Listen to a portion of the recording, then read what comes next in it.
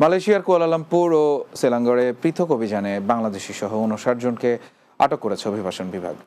সেলাঙ্গরের Klang উপত্যকায় অভিযান চালিয়ে ২৫ জন ও কুয়ালালামপুরের কমপ্লেক্স দামাই এলাকা থেকে ৩৪ জন অবৈধ অভিবাসীকে আটক করা হয়।